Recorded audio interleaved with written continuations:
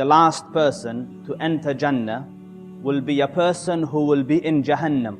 And may Allah Rabbul Izzah protect me and you from Jahannam. Say Ameen. So this man, the hadith says, will walk a step and fall a step, and the fire burn him a step.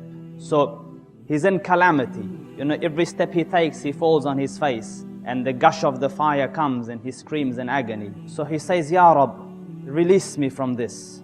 Free me from this fire, for its flames have burnt me and its fumes suffocate me. And he complains to Allah Rabbul Izzah. So the Lord of mercy and honor tells him, if I release you from the fire, do you promise not to ask for anything more? So he says, Bi'izzatik ya Rabb, by your honor ya Rabb, I swear, you take me out of here, I won't ask for another thing. So the Dhul Arsh al-Majid and Fa'alul lima yurid takes him out of Jahannam. And when he comes out of it, he looks back towards it and he says, glory be to the one that saved me from this. Not another person from the awwaleen or the akhirin is more honored than me. You see, because of where he was. In comparison, this is heaven. So in his mind, there is nothing more, no one is more favored than him. So he comes outside Jahannam.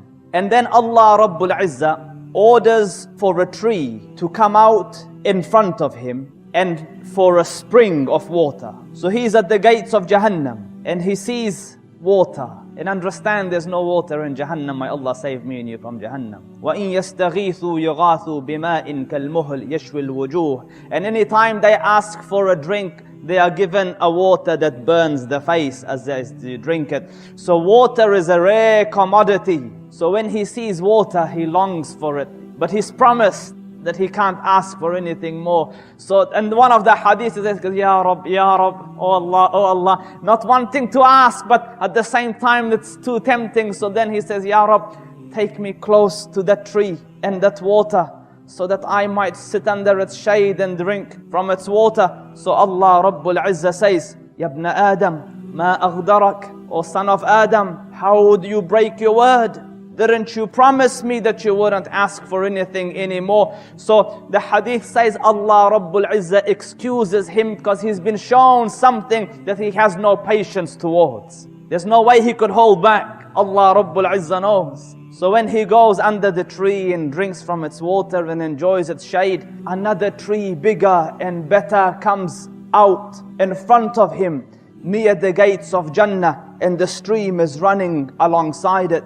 So he looks at it, and in the hadith, Ya Rabb, Ya Rabb, oh Allah, oh Allah, and then take me to it, Ya Rabb, closer to that tree. So Allah Rabbul Izzah says, O son of Adam, how you break your word? Didn't you promise? And every time, it's not an ordinary, it says, Bi'izzatik, by your honor, Ya Rabb, I won't ask for anything more. So he says, take me there, Ya Rabb, I swear, I want. Bi'izzatik, by your honor, I won't ask for anything more. So Allah Rabbul Izzah takes him to that tree. It is by the gates of Jannah. So when he sits under the tree and enjoys the shade and drinks from the water, he looks and he can see inside Jannah.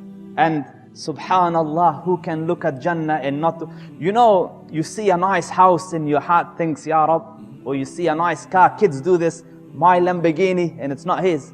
Yeah, because you want it so bad. So he sees Jannah and the heart longs for it. And Jannah is an abode worthy of beholding. Imagine the pebbles of Jannah are jewels, rubies and emeralds. Its cement is gold. No, its cement is misk. Its bricks are gold and silver. The trees of Jannah, فَمَا فِيهَا مِنْ شَجَرَةٍ إِلَّا وَسَاقُهَا مِنْ ذَهَبٍ. There's not a tree in Jannah except that its trunk is made from solid gold. Shade that would last for 100 years for a rider to ride under. So he sees this and the perfume and the scent of Jannah. So he says, Ya Rabb, enter me into Jannah. He's just come out of Jahannam. Enter me into Jannah. So Allah Rabbul Izzah says, O son of Adam, how you break your word, you promised. So he says, Ya Rabb, enter me into there and I won't ask for anything else. So Allah Rabbul Izzah says, enter Jannah.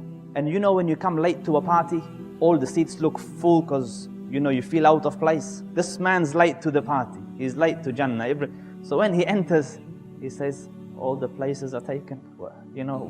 where do I go? So Allah Rabbul Izzah says, it is my servant, what if I give you, in one of the narrations, what if I give you the size of the kingdom of one of the kings of the dunya? And you look at some of the kings that have passed. Harun al-Rashid used to look at the clouds and say, cloud, rain wherever you want, its fruits will come to me. Because the bulk of the earth was under his reign.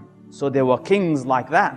So what if I give you the kingdom of one of the kings of the dunya? So he says, Ya Rabb, you make fun of me and you are the Lord of the worlds. You're mocking me and you are Rabbul, I am nothing in you. So Ibn Mas'ud, when he's narrating this, laughed. And out of the sunnah of it, I am smiling with it. So they asked him, Ya Ibn Mas'ud, why did you laugh? He goes, because the Prophet of Allah laughed. And we asked him, why did you laugh? He said, my Lord laughed when the man said this. So Allah Rabbul Izzah said, for you was that. In another hadith, what if I give you the size, a place, the size of the earth? So Allah Rabbul Izzah, after he laughs, he says, for you was that. Granted, the size of one of the kingdoms or the size of the earth. وَمِثْلُهُ, and another like it. وَمِثْلُهُ, and another like it. وَمِثْلُهُ, and another like it. وَمِثْلُهُ, and another like it. And when he reaches the fifth one, the man says, رَضِيت, Ya Rabb, رَضِيت. I am satisfied, Ya Rabb, I am satisfied. And Sa'id al-Khudri is in the gathering of Abu Hurairah when he's mentioning the hadith. So he said, I bear witness that I saw the Prophet say, for you is that, and 10 times like it. As in the 5, and then 10 times in one of the fahms, as in 50 times the size of one of the kingdoms of the kings of this world, for the last person to enter Jannah.